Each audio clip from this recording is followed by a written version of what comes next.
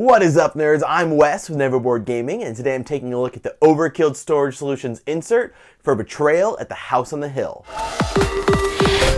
Construction time-lapse, go! So Overkilled Storage Solutions insert for Betrayal at the House on the Hill is kind of right at the line of the rest of them. The quality is great. The burn lines are kind of only on one side, which I kind of wish were on both, but that's really an aesthetic thing. It's not that big a deal. Everything went together super easy. Actually, it was a little bit of a problem where, these little pegs keep falling out, and so I actually ended up having to come in with some glue and get everything glued together. I had to file some things down, do a little bit of sanding. So there's a little bit of work on top of getting it together, but overall, it's not bad at all. The insert fits really snugly in the box. It's going to be a pain in the butt to get that back out, but why would you want to take it back out again? It's already in there. That's what it's there for.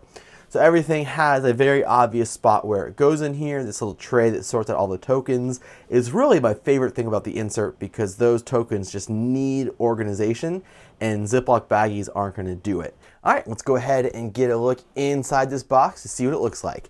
I did spin this box around a few times so that we can get a really good look at how this looks. If you store it on your shelf vertically, if you, toss it over your shoulder to a friend, whatever. So the rule books sit on top and you can see that there are notches that hold them tightly in place, so they're not going anywhere. They will hopefully hold these in place. You can see there was a little bit of movement there, and these things popped out. So if you do store your games vertically, just know that that is a possibility. But these things notch in really nice when they are in place, and don't move around if you store your boxes correct, which is horizontally. So pop those out, and you can see we've got room for your dice and for your little player tokens, all in this little box. There is this little notch here that you can't get into, that I am really worried that if you dropped one of your player pieces or dice or something in there, you may not see it again, or it's going to be a pain in the butt. You have to take the whole insert out, everything out, and dump it out. But, it's not that big a deal. The cards all go nicely in here. They're all separated out by type. You've got your items, your events, and your omens. You can see there's plenty of room here for expansions, or if you do manage to find sleeves. These are really weird sized cards, but I know there are sleeves out there for them somewhere. All of your rooms fit here. You can see there's plenty of space for the expansion. So if you have that, not a problem at all. I've just got these kind of tossed on top here. There's not a specific place for them, but you don't really need it.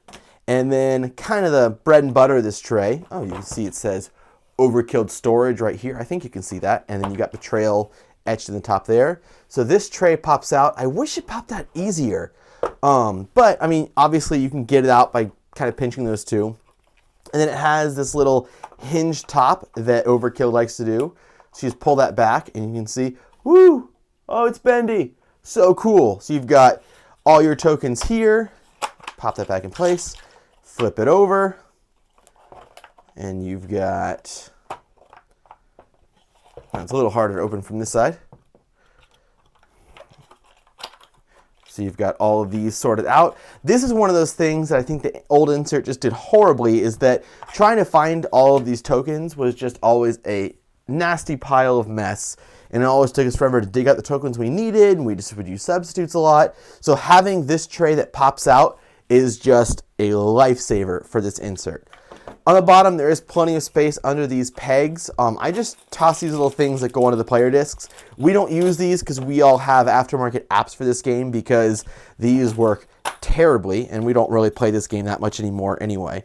So even though Betrayal may not be one of our favorite games anymore, I definitely think it's a game that has just a terrible insert. It holds everything just fine, but it just really left me wanting more. Every time I opened the box, it seemed like it was a mess.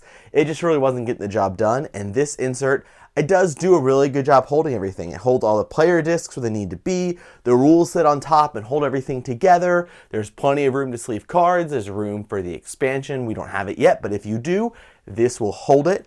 There is the little hole under the player disc things that I think could cause problems if you do drop something down there, because it's going to be a pain in the butt to get that out.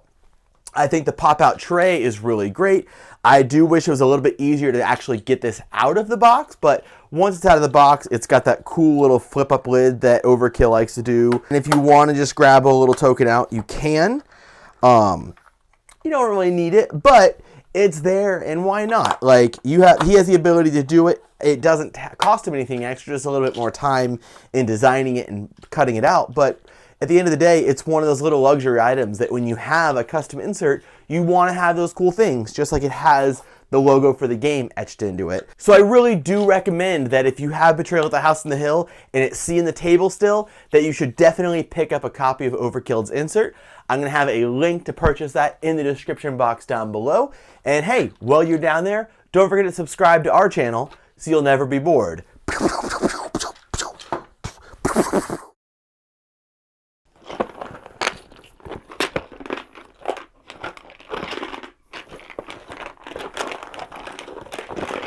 That way we know what it looks like on the inside.